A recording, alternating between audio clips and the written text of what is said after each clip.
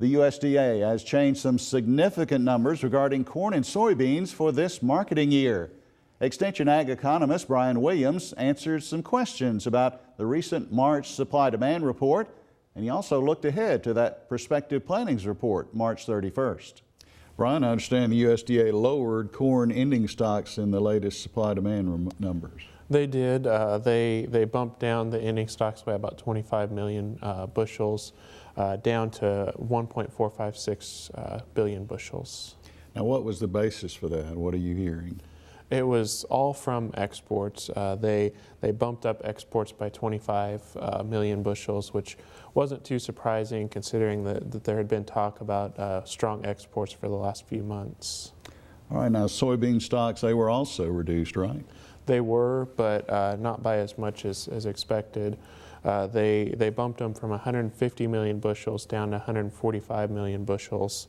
There were some shifts in the demand with the crush being reduced by about 10 million bushels, but exports increased by 20 million bushels, and then we imported a little bit more than the last month.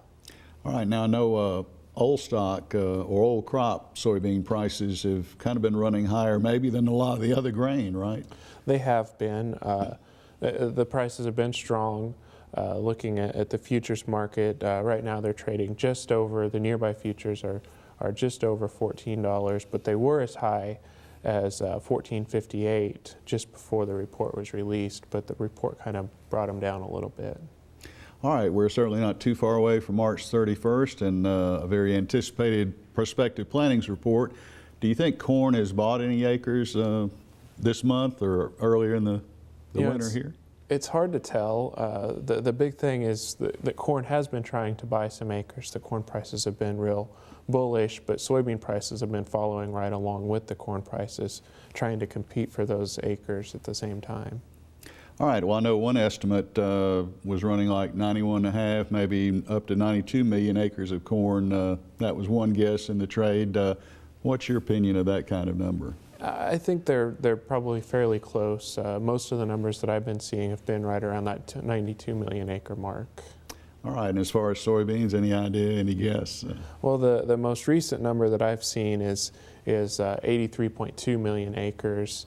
That would be 6 million acres more than last year, but there's a 3 million acre reduction in corn acres, and so there's 3 million acres there that we're not sure where they're exactly coming from. Could be coming from wheat, could be coming from cotton, or we just don't know yet.